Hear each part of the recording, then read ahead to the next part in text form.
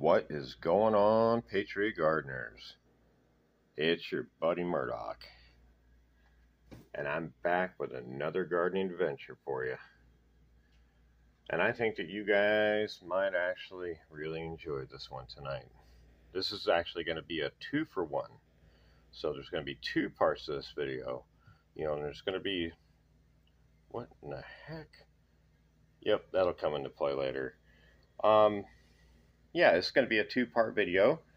The first part of the video is going to be all about seed fermentation for your tomato seeds, for saving your tomato seeds to help make them more viable, last longer, and follow Mother Nature's guidance when it comes to seed saving. The second part of the video is going to be the first part of one of the new series I'm going to be running about high-intensity gardening and helping folks to grow in very small spaces. The second part of this video is going to be kind of unique. It's for the Patriots. And it's so that folks who don't have, like if you live in an apartment and you can get a small light set up, even the ones that plug into a lamp or whatever, and can get a bed of, some vegetables growing. I'm going to show you how you can rotate a few cups and get some salad every other day and keep you and your family well fed. So this is going to be the first part of that series, and I think I've got about 15 different videos that I'm ready to throw together to show you guys that you can do a lot with a few of the vegetable varieties that you would be kind of surprised about. I mean, you can really mass produce some stuff and really start getting your family fed. And let's be honest, right now, that's critically important if you've been paying attention and haven't been living under a rock. So, without further ado, let's talk about seed fermentation for tomatoes. What in the heck do I got going on here? Well, basically, what I've done, and I'm going to demonstrate that to you here in just a second, is I've squeezed the tomato innards into a jar and allow them to sit for about 4 or 5 days. And what that does is the little coating that's on the outside of the tomato seed, the mucilaginous gel. Yeah, try saying that 5 times fast. It naturally breaks that down by using the fermentation process. So let's talk Mother Nature and what I'm referring to. You can see our tomato here, which is way overripe, but it's perfect for seed stock because the seeds inside of it are ready to be harvested. And if this were in nature and I didn't come along and pick it, or a bird didn't get it, or something else didn't get it, it would fall to the ground, hit the ground, sit there, and this tomato would rot. Well, inside the tomato, that fermentation and that rotting process is actually helping to break down that mucilaginous gel, which, is basically just a bunch of sugar molecules that are bound together around the seed, and helps to tell the seed it's time to grow. Like, mom's gone, water's here, let's get going. And it's the natural fermentation process that this plant would go through to produce offspring. So we're just trying to replicate that. Now, for years and years and years, I have just squeezed them out, wiped them out on a paper towel, or put them in a little strainer in the sink, rinsed them off a little bit, spread them out on a paper towel, let them dry, and either cut the paper towel into little segments, strips, or something like that. But they're always stuck. It always has that stuff on it. They're always really hard. Even when you put them on a plate, a paper plate, you got to scrape them off. This method I'm going to show you makes it so these guys, like I said, that little gel coating breaks down. Let me get my stir stick in there. And it separates all the seeds. Not only does it break that down, but your viable seeds, the ones that are actually going to grow, they're going to sink, while the ones that don't are not going to grow for you. They're not going to be viable. But you can see here in the jar, after 5 days of fermentation, I've added a little bit of water. You can see that right here at the top. This is actually just some water I've added. But from there to there is all that gel coating and everything that's broken down off of these seeds, which have gathered at the bottom. So I'm going to show you how we separate that right now. Actually, first I'm going to show you how we get these tomato seeds in this jar and how we get this process started. So I've taken the liberty of slicing this wonderful monster, what is it, garden monster variety. Look at the flesh on that thing. Very, very good tomatoes. And this was a twin, a Siamese twin. Look at that. It didn't get very big, but boy, these things are so good. And this was way over ripened, and it actually fallen down, so I wanted to save some seeds. So slice it in half. I'm going to come over to my jar here and my little funnel, and I'm going to grab it by the back of the head like it's a politician that wants to send more money to Ukraine. And I'm going to give it a big old squeeze, just right down in there. Yep, we don't want to do that. No more money over there. Nope. We have lots and lots of veterans and folks and families here in the United States, especially with what's going on coming across the southern border.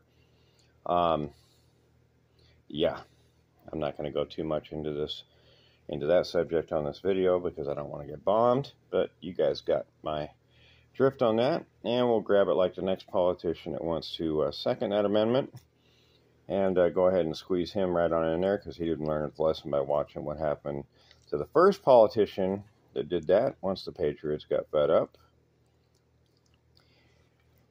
And we're going to squeeze all what little brain cells they had left down into the bottom of this thing here. And it's okay if you get some chunks that go down in there. That's just going to go ahead and add to the fermentation process and whatnot. These bigger pieces, the skins on the outside, now that we got my hands all nice and messy, we're going to take our little handy dandy Patriot indoor watering bottle. You guys seen this thing in the videos? It's amazing. Little pinholes in the top of watering. Check this out. Look at this. Perfect every time. Highly recommend it. Recycled, free. Anyways, I'm going to go ahead and shoot a little bit of water in this. And then I'm going to take my hand and I'm going to go ahead and mix it so that most of the rest of the seeds get washed off that skin and get down in there.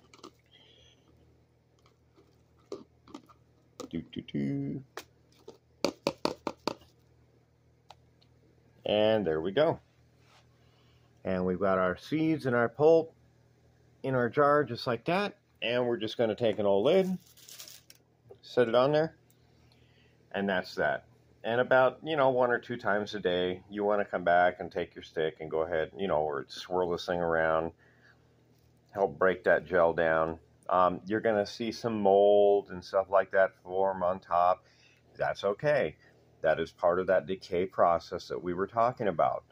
That's natural, and that is the process that's going to break that gel down off of the seeds and get us to the next stage. So, that's going to require the sink. Let's see, sometimes this works in the videos, sometimes it doesn't. Let me see if I can get this all situated here without getting tomato all over my phone. Man, I tell you what, that's amazing. Just snap your finger. I'm not going to do it again. I'll end up somewhere else. But yeah, here we are at the Patriot sink. Yeah, and if your windowsill doesn't look like this right now, my only question is, why not? So we've got our jar. It's been sitting about 5 days. We've been stirring it, a couple times a day. Our seeds are getting broke down. So what we're going to do here, very simply, we're going to come over here. We're going to swirl this around for just a second. I wonder if I can get this so you guys can really see this well without spilling it all over the place. You can watch the seeds kind of collect. See how they're collecting like that and sliding down to the bottom? It's kind of like gold panning, but we're doing it for tomato gold. So we're going to swirl this around, and we're going to actually give it a little shake there like this and let it settle down for a second. Give it another little shake. Make sure those seeds are down there in the corner. And I like to tilt it like this when I do that. It just gives it the deepest depression. And we're going to do what you probably think we're going to do next. We're going to go ahead and pour this off. And like I said, the first to come out are not going to be your viable ones. So now what we're left with is that right there. So, and it's okay to use a little bit of tap water for this one, because we're going to be drying them immediately after. So I'm going to put a little bit of water in that.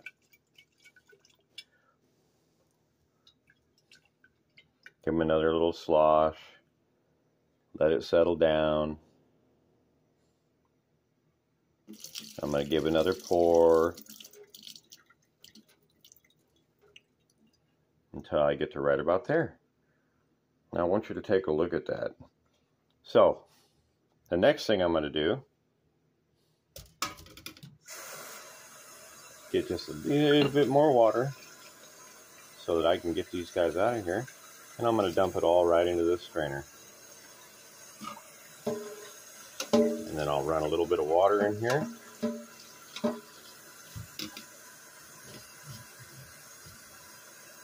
Just to rinse that stuff off.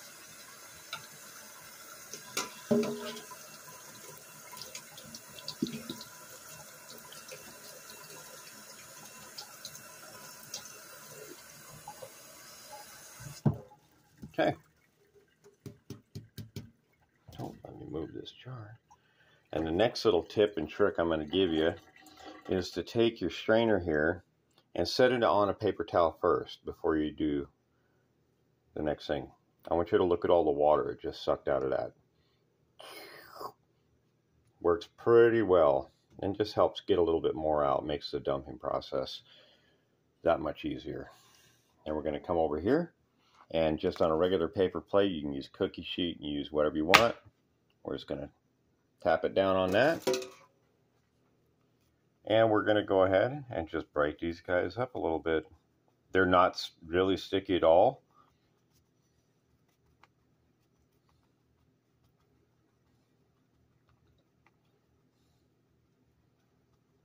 And there we go. Now, we're going to let these dry for about 5-6 days. And I actually put these over near the indoor garden and let the fan hit them. And that's so that these get completely dry. You want them really, really dry. Then you can go ahead and throw them in bags and stuff, however you want to store your seeds. I prefer to use little Ziploc bags and keep them in a nice, cool, dark place. But yeah, let's get back over to the main garden, and we can continue on to the second part of this video. I think you guys are really, really going to enjoy that. So let's see. Can we do it twice in one video again? Let's see. 1, 2, 3. And I tell you what, that gets really exhausting teleporting all over the place. But it is pretty efficient. So anyways, here we are back over at the little indoor garden. And, you know, I've got my little fan set up here. So I'm just going to go ahead and take my seeds and just set them off to the side. And just, you know, let them sit there for 4 or 5 days. After that, you're going to be amazed. You're going to come back and be like, oh, Lord, they're going to be stuck to that plate. No, you're going to grab a hold of them. And you're going to go to move them. And they're going to be just like this. They're just going to pour right off of the plate. And look at these guys. Let me zoom in on them so you can see. Look at how beautiful those seeds look. No more gel coat on them. Ready to go. All perfectly fermented. Boom. That's what we're looking for. And these were from that Garden Leader Monster, that giant 2-pound one that I had. Yep. Some of our lucky Telegram gardeners are actually going to be receiving these seeds in the mail in the next few days. All right, so the second part of this video, without further ado, the high intensity gardening. What am I talking about? I'm talking about big production in small spaces. Okay, so what do we got here? We've got some red leaf lettuce. Look at how pretty that is. Isn't that beautiful? These guys are all about 3-4 weeks old. These guys were the closest to the light, as you can obviously tell. But there are hundreds in here. And you could take each one, separate them, 8-10 inches apart out in the garden bed. You could plant, a huge plot of lettuce with this if you had the land. Or, we've got some bib that you guys saw in the beginning of the video right here. This actually is pretty cool. So you could do that, or let's say you live in an apartment, or let's say you don't have some huge garden. Like, what are you going to do? Well, that's where the double red solo cup method comes in. Okay? And that's where this little guy is going to come in. So here I have one of our already prepared double red solo cups. I don't know if I could tilt it. Got some holes drilled at the bottom. Put in there. Round cup inside the square cup. You guys have seen the other videos. If you haven't seen the other videos on why we do this, how we do this, go check those videos out and you will find out why, and you'll be doing this. I see lots of guys on YouTube now that are correcting and starting to do this. Love you, Brian. Anyways, you see this right here with our little red leaf and our little spoon? This will be your best little friend. The back of a spoon that's nice and rounded like this is perfect for separating these guys. If we get in here and we take a real close look, we can see that we've got all sorts of little guys that we can choose from. I've already thought about it, and I want to get this guy right here. So lettuce at this size does not really have much of a root, and it is pretty hardy. So I'm just going to pop him out just like that. I'm going to come over to my cup. I'm going to place him in. Give him a little pinch. Get him seated down just like this. And what's the next step, Patriots? Every time you plant a seed, every time you do a transplant, no matter what, even if your soil's wet, you got to do what? In loving memory of old Alabama gardener, water it well and watch it grow. Okay. So we just took one out of a couple hundred that's over there, place it in this cup. What's the big deal? This lettuce is going to finish in this cup. I don't need a garden. There's enough nutrients. I use the same, the tomato soil mix that you guys have seen on the other videos that I've got in the garden. In this cup, which is nutrient rich, has earthworm castings, has all the good stuff, and you've seen those other videos. This plant will be able to finish inside this cup in a window ledge, outside, pretty much anywhere that's going to get 6 to 8 hours of sunlight a day. You can keep it indoors once it starts getting a little bit hot, inside it, like I said, inside a window or right in a window, and you're going to start getting lettuce. In about a week, maybe 2 weeks, that's what you got right there. So, with about 8 or 10 of these cups, which can easily fill up anybody's window, you could seriously be having home salad for one person every 4 or 5 days if you did your rotation correctly, just by taking plants out, putting them in there, and then by the 4th or 5th week, your lettuce is ready for harvest. And you can continuously rotate this cycle. You can do 20 cups of lettuce. You can do 30 cups of lettuce. And just, you know what, every day you can come over, grab your cup right here. Or let's pretend like this is day 30 right here. This one's been growing for 30 days after transplant. This is my salad night. And here's the next night. Here's the next night. Here's the next night. And they're all growing up. And every night I take this guy out, pluck him out, I get another one out of my bin, put it in a cup, and here's the neat trick about this. When they are sitting like this, all of their roots are talking to each other like, hey Joe, hey Marge, hey, how's everybody doing? Oh. They know they're crowded. And unless they really get an extreme shot of something, they kind of stay little. So they will kind of stall out. This will stay this way for, I don't know, about 3 months. So you can consistently rotate lettuce out of this one bed and fill up cups over and over and over and give your family lettuce to survive on very easily just by setting little cups out instead of huge garden beds. I mean, one bag of soil would fill up every cup here and then some, and that. So you'd be out $10 maybe, or if you had the soil in the yard or whatever, lettuce is pretty forgiving. But yeah, that's how it's done. And it's not just the red leaf. Let me grab the other cup. Check this out.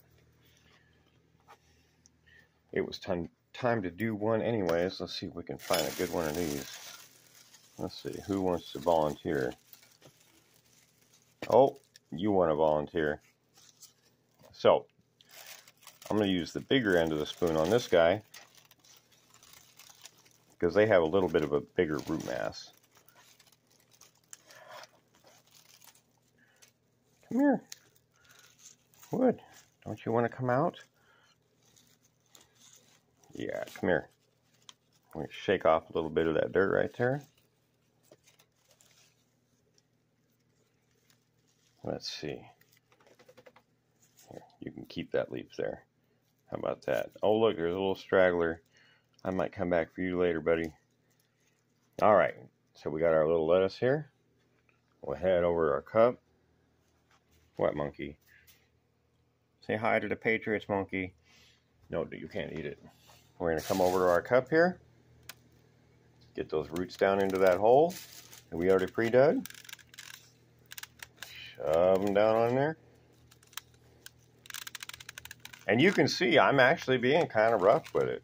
It's not, lettuce, like I said, is not as weak as most people would think.